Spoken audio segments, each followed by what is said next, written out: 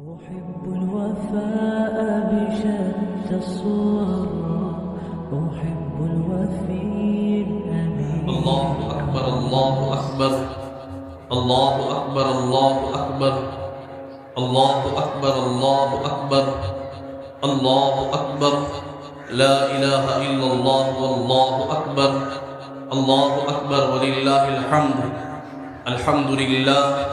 الحمد لله نحمده ونستعينه ونستغفره ونؤمن به ونتوكل عليه. الله أكبر لا إله إلا الله والله أكبر الله أكبر ولله الحمد. الحمد لله نحمده ونستعينه ونستغفره ونؤمن به ونتوكل عليه ونعوذ بالله من شرور أنفسنا ومن سيئات أعمالنا. من يهده الله فلا مضل له ومن يضلله فلا هادي له، ونشهد أن لا إله إلا الله وحده لا شريك له، ونشهد أن سيدنا وسندنا ومولانا محمدا عبده ورسوله. أما بعد فأعوذ بالله من الشيطان الرجيم. بسم الله الرحمن الرحيم. وأمر أهلك بالصلاة واصطبر عليها لا نسألك رزقا نحن نرزقك والعاقبة للتقوى. وقال تبارك وتعالى بسم الله الرحمن الرحيم. يا أيها الذين آمنوا كتب عليكم الصيام كما كتب على الذين من قبلكم لعلكم تتقون أياما معدودات. فمن كان منكم مريضا أو على سفر فعدة من أيام أخر. وعلى الذين يطيقونه فدية طعام مسكين. فمن تطوع خيرا فهو خير له وأن تصوموا خير لكم إن كنتم تعلمون. وقال النبي صلى الله عليه وسلم الصوم جنة. وقال النبي صلى الله عليه وسلم من صام رمضان إيمانا واحتسابا غفر له ما تقدم من ذنبه وما تأخر. وقال النبي صلى الله عليه وسلم إن لكل قوم عيدا وهذا عيدنا، أو كما قال صلی اللہ علیہ وسلم. تمام تعریفیں اللہ رب ذوالجلال کے لیے ہے جو وحدہ لا شریک ہے. وہ اکیلا ہے، ہمیشہ سے ہے اور ہمیشہ رہے گا. اسی کے قبضے قدرت میں ساری کائنات ہے. وہ احد ہے، صمد ہے، لم یلد ولم یولد ولم یکن لہ کفوا احد ہے. وہ ہمیشہ سے ہے اور ہمیشہ رہے گا. درود و سلام نازل ہو ہمارے اور آپ کے آقا سرتاج الانبیاء محمد عربی صلی اللہ علیہ وسلم پر، جن کے طفیل اور صدقے سے اللہ پاک نے ہم سب کو یہاں جمع فرمایا ہے. عزیزان گرامی، سب سے پہلے ہم اللہ کا شکر ادا کریں گے کہ اللہ نے آج کے اس مبارک دن کے اندر ہم سب کو یہاں جمع فرما کر خوشیاں بانٹنے کی اللہ نے توفیق عطا فرمائی. اور سب سے بڑی نعمت یہ ہے کہ اللہ نے ہم سب کو سب سے بہتر کپڑا پہنایا. اور عام طور پہ پوری دنیا میں ایک دو چھوڑ کر بلکہ پوری دنیا میں اللہ تعالیٰ نے ہر ایک کو ایسے موقع پر نئے کپڑے دلواتے. میرے دوستو، اللہ نے ہمیں عام آدمی بنانے کے باوجود بھی اللہ نے سب سے بہتر لباس پہنایا. حضرت عمر رضی اللہ عنہ کے زمانے میں آپ کی خلافت تھی. آپ ایک مرتبہ جمعے کی نماز کو آئے. روایتوں میں آتا ہے آپ کچھ دیری ہو گئی آنے میں، 1-2 منٹ نہیں، بلکہ روایتوں میں آتا ہے ایک اونٹ ذبح کر کے گوشت تقسیم کرنے میں کتنا وقت لگے گا، اتنی دیری ہو گئی حضرت عمر رضی اللہ عنہ کے آنے میں. حالانکہ پورے عرب کے سردار ہیں، امیر المؤمنین، سب سے پہلے ان کو لقب ملا ہے. اور رسول اللہ نے فرمایا لو کان بعدی نبی لکان بعمر بن الخطاب. اگر کوئی میرے بعد نبی ہوتا تو وہ عمر ہوتا. میرے بعد تو کوئی نبی نہیں ہے، لا نبی یا بعدی، میرے بعد کوئی نبی نہیں ہے. لیکن پھر بھی اللہ کے نبی نے فرمایا لو کان بعدی نبی، اگر میرے بعد کوئی نبی ہوتا تو عمر ہوتا. اتنے بڑے مقام اور مرتبے والے اور پورے جزیرہ عرب کے سردار اور مالک ہیں، سب سے بڑے بادشاہ ہیں، لیکن وہ بہت دیری سے جمعے کے دن آئے اور ان کا خطبہ تھا۔ جب وہ مسجد کے اندر آئے، اتنی دیری کرنے کی وجہ سے ایک صحابی کھڑے ہو گئے، حضرت ابو ایوب انصاری رضی اللہ عنہ۔ یہ بھی بہت بڑے صحابی ہیں۔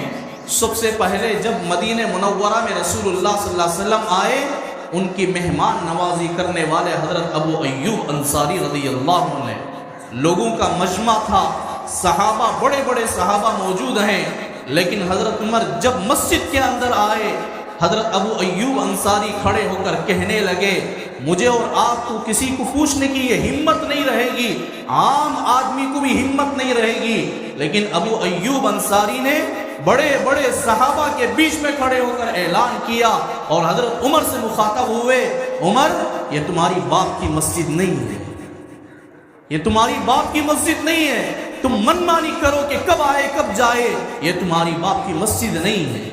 حضرت عمر رضی اللہ عنہ نے فرمایا، قربان جاؤں اور میرے ماں باپ بھی ابو ایوب پر قربان جاؤں، اگر ایسا ایک آدمی بھی رہے نا، وقت کا بادشاہ بھی اپنی رعایا کے ساتھ برابر رہے گا۔ اور پھر منبر پر کھڑے ہو گئے اور کہنے لگے، روتے تھے، روتے ہوئے کہنے لگے، اے میرے دوستو، صحابہ کی طرف مخاطب ہو کر کہنے لگے، اے میرے دوستو، اے میرے ساتھیوں، اللہ کی قسم میں جان بوجھ کر دیری سے نہیں آیا، جان بوجھ کر میں دیری سے نہیں آیا، میرا رب گواہ ہے، میرا رب گواہ ہے، میرا رب گواہ ہے۔ 3 مرتبہ یہ جملہ فرمایا اور کہنے لگے، اے میرے دوستو، تم میرا لباس آ کر پکڑ کر دیکھ لو، ابھی بھی گلا ہے، میرے پاس 2 ہی جوڑے کپڑے ہیں، ایک پھٹ گیا ہے اور یہ صبح میں پہنا ہوا تھا، میل کچیل سے بھر گیا تھا، لیکن اس لیے وہ دھو کر سوکھنے ڈالنے کی وجہ سے کچھ دیری ہو گئی، میرے پاس اتنا بھی لباس نہیں ہے کہ میں کو دوسرا اور لباس پہن کر خطبے کے لیے آؤں۔ اللہ کا کتنا شکر ہے کہ ہمارے بیرو کپڑوں سے بھرے ہوئے، پھر بھی اللہ نے عید بعید برابر نئے کپڑوں سے اللہ نے ہمیں سرفراز کرتا آ رہا ہے۔ ہم اللہ کا کتنا شکر ادا کریں گے تب بھی کم ہے۔ اللہ کرے کہ ہمارے لیے شکر کرنے والے بندوں میں شامل فرمائے، زبان ہماری شکر کرنے والی ہو اور دل ہمارا صبر کرنے والا ہو، ایسے دل اور ایسی زبان اللہ ہمیں توفیق عطا فرمائے۔ عزیزان گرامی، اللہ تعالیٰ نے آج کے دن روزہ رکھنے کو حرام قرار دیا ہے، آج روزہ نہیں رکھ سکتے۔ اللہ نے آج کے دن خوشیوں کو بانٹا ہے۔ رسول اکرم صلی اللہ علیہ وسلم نے فرمایا، جو عیدگاہ کو آنے سے پہلے عید الفطر کو ادا کرے وہ عیدگاہ کی طرف آئے، ورنہ میری عیدگاہ کی طرف آنے کی ضرورت نہیں ہے۔ عید الفطر یہ غربا کا حق ہے۔ حضرت عبداللہ ابن عباس رضی اللہ عنہما کو پوچھا گیا، کسی نے آپ سے پوچھا، حضرت ہم تو روزہ رکھتے ہیں، نمازیں پڑھتے ہیں، پوری عبادتیں کرتے ہیں، لیکن اللہ کو کیا ضرورت تھی؟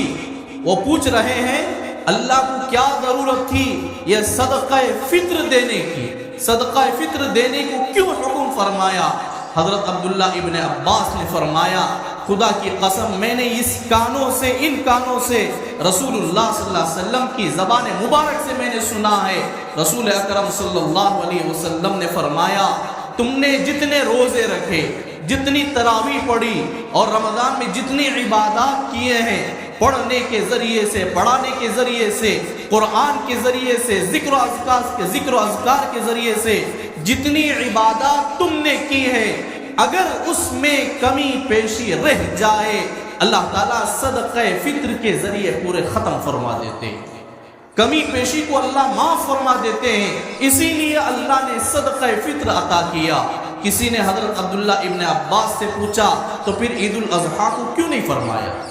صدقہ فطر عید الاضحیٰ کو کیوں نہیں فرمایا؟ حضرت عبداللہ ابن عباس نے فرمایا، اللہ نے رمضان کے روزے دیے ہیں، ذی الحجہ کے روزے کو مقرر نہیں فرمائے۔ اللہ نے رمضان کے روزے فرمائے اور رسول اللہ نے فرمایا یہ حدیث قدسی کہلاتا ہے۔ حدیث قدسی اس حدیث کو کہتے ہیں جس میں رسول اللہ صلی اللہ علیہ وسلم نے فرمایا کہ اللہ فرما رہے ہیں، جس حدیث میں اللہ فرما رہے ہیں کہے اس حدیث کو حدیث قدسی کہا جاتا ہے۔ اللہ کے نبی علیہ السلام نے فرمایا الصوم لی وانا اجزا بہ، اور ایک حدیث میں اجزا کے بجائے اجزا بتایا۔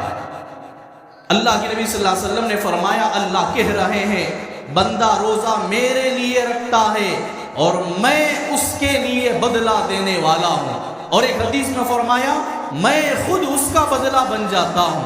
آدمی تنہا ہوتا ہے، کھانے پینے کی چیزیں اس کے سامنے رکھی ہوئی ہوتی ہیں لیکن پھر بھی کھاتا نہیں، ہر جگہ تنے تنہا ہونے کے باوجود بھی اس کے دل میں یہ بات کھٹکتی رہتی ہے کہ میرا روزہ ہے، کہ میں کیسے کھا لوں، میں کیسے کھا لوں، کیسے پیوں، میرا اللہ مجھے دیکھ رہا ہے۔ تو یہ جو بات دل میں کھٹکتی ہے نا، اسی کا دوسرا نام تقویٰ کہلاتا ہے۔ میرے دوستو، اللہ رب ذوالجلال فرماتے ہیں وَأْمُرْ أَهْلَكَ بِالصَّلَاةِ وَاصْطَبِرْ عَلَيْهَا لَا نَسْأَلُكَ رِزْقًا نَحْنُ نَرْزُقُكَ وَالْعَاقِبَةُ لِلتَّقْوَىٰ۔ اصل بات یہ تو آیت کریمہ رسول اللہ صلی اللہ علیہ وسلم کی ذات کے لیے تھی، مگر اس آیت کریمہ نے پوری امت کو سبق دکھایا۔ وَأْمُرْ أَهْلَكَ بِالصَّلَاةِ وَاصْطَبِرْ عَلَيْهَا، اے نبی جی صلی اللہ علیہ وسلم تم اپنے گھر والوں کو نماز کی پابندی کریے، نماز کی پابندی کرنے کا حکم کیجئے، وَاصْطَبِرْ عَلَيْهَا، اور تم اس پر مضبوطی سے قائم رہیے، تم بھی پابندی سے رہیے۔ اور اللہ نے فرمایا لا نسألک رزقا، رزق کے بارے میں فکر نہ کرنا، نحن نرزقک، میں تمہیں روزی دینے والا ہوں، روزی کے بارے میں فکر نہ کرو۔ اللہ کہہ رہے ہیں نحن نرزقک، میں روزی دینے والا ہوں، والعاقبۃ للتقویٰ، لیکن انجام کے اعتبار سے کل قیامت کے دن متقیوں کا انجام سب سے بہتر ہوگا۔ میرے دوستو، اللہ رب ذوالجلال نے نماز کے ذریعے سے، ایک اہم عبادات کے ذریعے سے اللہ کا قرب، اللہ اپنے قرب کو بندے کو بتانا چاہتے ہیں۔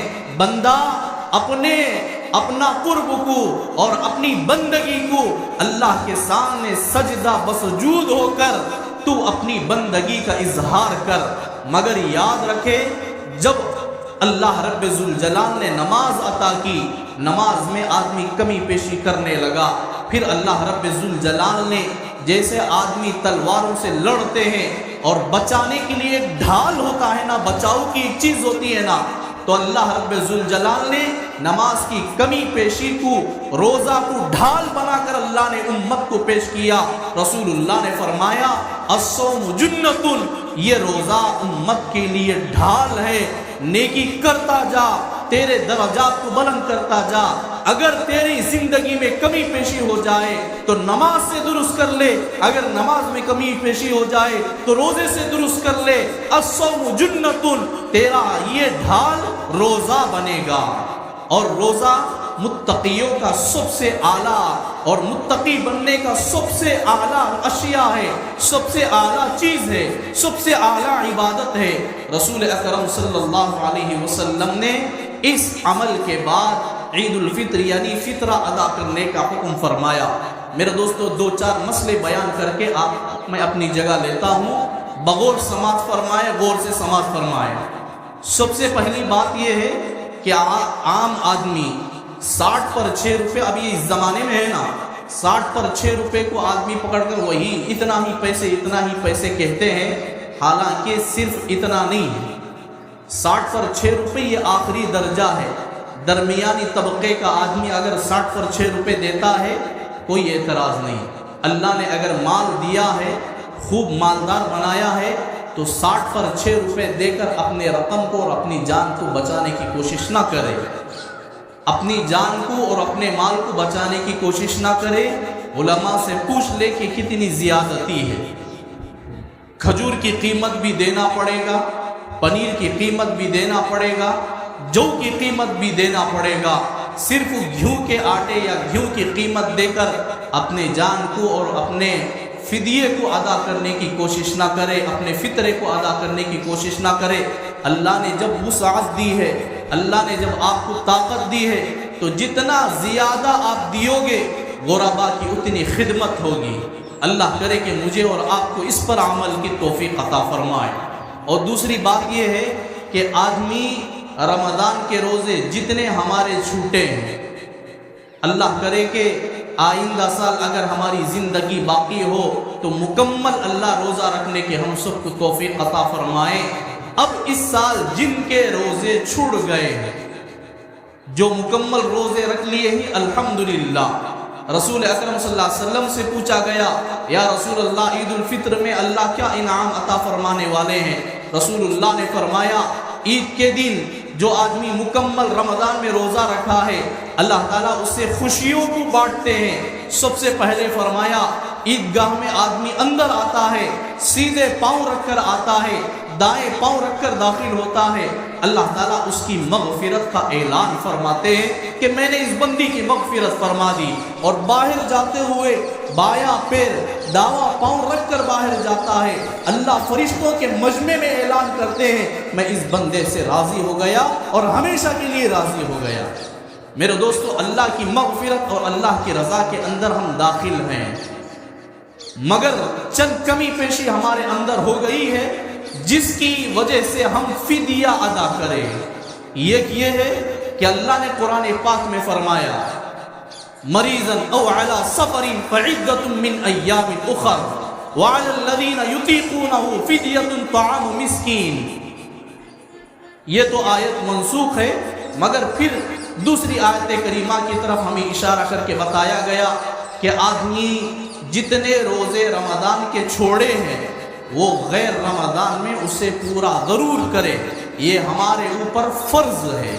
جتنے روزے ہمارے رمضان کے چھوٹے ہیں وہ مکمل کرنا ہمارے اوپر رمضان کے بعد فرض ہے، چاہے رمضان کے فوراً بعد رکھ لو یا اس کے بعد کچھ، جب اللہ نے اس رات جب طاقت دی، اللہ اس وقت آپ وہ روزہ رکھ کر مکمل کر لے۔ ہاں، اگر کوئی ایسی بیماری میں مبتلا ہو، اللہ نے کوئی ایسی بیماری دے دی ہو کہ کبھی روزہ رکھنے کے لیے ڈاکٹر نے منع کر دیا، کبھی روزہ نہیں رکھ سکتا ہے، روزہ کبھی نہیں رکھ سکتا ہے، یا ضعف اور کمزوری کی وجہ سے روزہ نہیں رکھتا ہے، اس کے لیے اللہ رب ذوالجلال نے فدیہ ادا کرنے کا حکم فرمایا۔ ایک روزے کا فدیہ ایک غریب آدمی کو 2 وقت پیٹ بھر کر کھانا کھلانے کا ہے۔ اگر اس کی طاقت نہیں ہے تو ایک روزے کا فدیہ، ایک عید الفطر کا جو فدیہ دیتے ہیں نا، مثال کے طور پر اب فی زمانی 60 پر 6 روپے ہے، تو وہ 60 پر 6 روپے ایک روزے کا فدیہ ہوگا۔ تو اس سال 20 پر 9 روزے ہوئے، جسے اللہ نے بیماری کی وجہ سے روزہ رکھنے کو، یعنی روزہ نہیں رکھ سکتا ہے، ڈاکٹروں نے اسے سختی سے منع کر دیا ہے، ضعف اور کمزوری کی وجہ سے روزہ نہیں رکھ سکتا ہے، تو 20 پر 9 روزے کے حساب سے 1914 روپے تم غریب کو صدقہ کرنا پڑے گا۔ یہ آخری درجہ ہے 60 پر 6 روپے کے حساب سے۔ میرے دوستو، جو آدمی ڈاکٹروں کے مشورے سے روزہ چھوڑا ہے اور ہمیشہ کے لیے روزہ نہیں رکھ سکتا، تو یہ آدمی صدقہ فطر کے برابر فدیہ روزے کا برابر ادا کرے۔ جو آدمی فدیہ ادا کرتا ہے وہ کل قیامت کے دن اس روزے کے چھوڑنے کا اللہ پر پکڑ نہ ہوگی، اللہ نہیں پکڑیں گے انشاءاللہ۔ جو فدیہ نہیں ادا کیا کل قیامت کے دن اللہ پکڑ لیں گے۔ اور دوسری بات یہ ہے کہ بعض عورتیں ناپاک ہو جاتی ہیں روزے کی حالت میں، 10 روزہ رکھی، 12 روزہ رکھی، مگر درمیان میں چند روزے، کسی عورت کو 3 روزہ چھوڑنے کا، 4 روزہ، 10 روزہ چھوڑنے تک کا احناف کے نزدیک بتایا گیا، جسے ماہواری ہونے کی وجہ سے، عذر کی وجہ سے عورت 10 روزے یا جتنی روزہ چھوڑ دی ہے، وہ غیر رمضان میں وہ روزے کو مکمل کرنا اس پر فرض ہے، لیکن جتنی نمازیں چھوٹی ہیں اس کا ادا کرنا اس پر واجب نہیں ہے۔ نمازیں جتنی اس کی ناپاکی کی حالت میں چھوٹی ہیں، اللہ اپنے کرم سے معافی کا اعلان فرما دیے ہیں، لیکن روزے کو معافی نہیں ہے، روزے کو معافی نہیں ہے۔ جتنی عورتیں اپنے اپنے گھر والوں کو سنا دو، یہ ہماری ذمہ داری ہے۔ میں ذمہ داری سے آپ پر یہ باتیں سنا دیتا ہوں، اللہ کا حکم سنا دیتا ہوں، رسول اللہ کا قول سنا دیتا ہوں، اور آپ کی ذمہ داری ہے کہ آپ اپنے گھر والوں تک پہنچائیں، اپنی ماں بہن اور اپنی بیوی اور بیٹیوں تک یہ بات سنا دے کہ جن کا جتنے روزے چھوٹے ہیں غیر رمضان میں، رمضان کے بعد جب اللہ ان کو صحت و عافیت دے وہ روزے کو مکمل کرے، ورنہ قیامت کے دن اللہ ضرور پکڑ لیں گے، یاد رکھ لینا۔ اللہ مجھے اور آپ کو صحیح سمجھ کی توفیق عطا فرمائے، صحیح عمل کی توفیق عطا فرمائے۔ میرے دوستو، اللہ نے ہمیں حلال رزق عطا کیا رمضان میں بھی، مگر حلال روزی دینے کے باوجود بھی روزے کی حالت میں اللہ نے کھانے کو حرام کر دیا تھا۔ ہم نے روزے کی حالت میں ہاتھ نہیں لگائی، اللہ نے 1 مہینہ ہمیں اس سے بچا کر رکھا۔ ہم کوشش کریں گے انشاءاللہ العزیز 11 مہینہ ہم حرام کھانے سے بچیں گے، حرام لباس سے بچیں گے، حرام بول سے بچیں گے۔ رسول اکرم صلی اللہ علیہ وسلم نے فرمایا، جس نے 10 درہم کا کپڑا لیا، 9 درہم حلال تھا، 1 درہم حرام تھا۔ رسول اللہ نے فرمایا جب تک اس کا کپڑا اس کے بدن پر لگا ہوا ہوگا اس کی عبادتیں سر سے 1 بالش تو اوپر نہیں جائے گی، نہ اس کی دعا قبول ہوگی، نہ اس کی نمازیں جائے گی۔ اگر اس کپڑے میں عمرہ بھی کیا نا، اللہ اس کے عمرے اور حج کو قبول نہیں کریں گے، اس کے سجدے کو اللہ رد کر دیں گے، اس کے روزے کو اللہ قبول نہیں کریں گے۔ میرے دوستو، ہم حلال استعمال کریں، حرام سے پوری طریقے سے بچے۔ رسول اکرم صلی اللہ علیہ وسلم نے فرمایا، جس کا حرام 1 لقمہ بھی جس کے پیٹ میں چلا جائے نا، اللہ تعالیٰ 40 دن کی عبادتوں کو حبط کر لیتے ہیں، ضائع کر دیتے ہیں 40 دن کے اعمال کو۔ میرے دوستو، ہم روزانہ کتنی مرتبہ حرام روزی کھاتے ہیں۔ رسول اللہ صلی اللہ علیہ وسلم نے فرمایا، سود کے معاملے میں جو آدمی سودی معاملہ کرتا ہے نا، حرام تجارت کرتا ہے، حرام بول کر تجارت کرتا ہے اور وڈی لے کر اپنے چیزوں میں استعمال کرتا ہے، جو آدمی سودی معاملہ کرتا ہے، رسول اللہ صلی اللہ علیہ وسلم نے اس کے گناہ پر 70 درجے بتائے اور آخری درجہ بتایا وہ اپنی ماں سے زنا کرنے سے بھی زیادہ گناہ۔ کون اپنی ماں سے زنا کرتا ہے؟ اس سے بھی بڑا گناہ آخری درجہ رسول اللہ نے بتایا، لیکن ہمارے اندر وہ عام ہو چکی ہے۔ اللہ ہماری حفاظت فرمائے۔ میرے دوستو، ہم حرام سے بچے، حرام کھانے سے بچے، حرام لباس سے بچے۔ ہم 11 مہینہ، اللہ نے 1 مہینہ ہمیں بچا کر رکھا تھا، حلال رزق عطا فرمایا، روزہ رکھنے کی توفیق دی، قرآن پڑھنے اور پڑھانے کی توفیق دی، کچھ عبادتیں کرنے کا اللہ نے موقع دیا، مگر ہم کوشش کریں گے 1 مہینہ اللہ بچائے ہیں، ہم 11 مہینہ کوشش کریں گے حلال کھائیں گے، حرام ہرگز نہ کھائیں گے۔ جب ہم اس مجلس سے اٹھتے ہوئے نیت کریں گے، اللہ ہماری نیتوں کو ضرور پورا کریں گے۔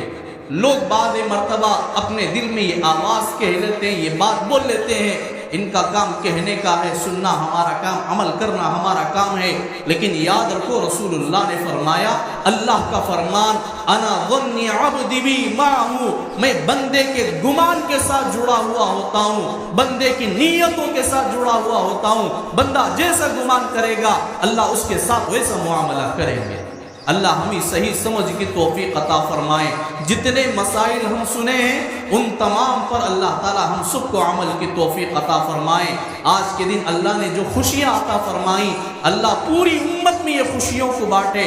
جہاں کہیں مسلمانوں پر ظلم و زیادتی ہو کر آج وہ غم میں پڑے ہوئے ہیں، اللہ ان کو بھی یہ خوشیوں میں تقسیم فرما دے۔ اللہ مجھے اور آپ کو عمل کی توفیق عطا فرمائے۔ وآخر دعوانا ان الحمد للہ رب العالمین۔ بارک اللہ لنا ولکم فی القرآن العظیم ونفعنا وإیاکم بالآیات والذکر الحکیم۔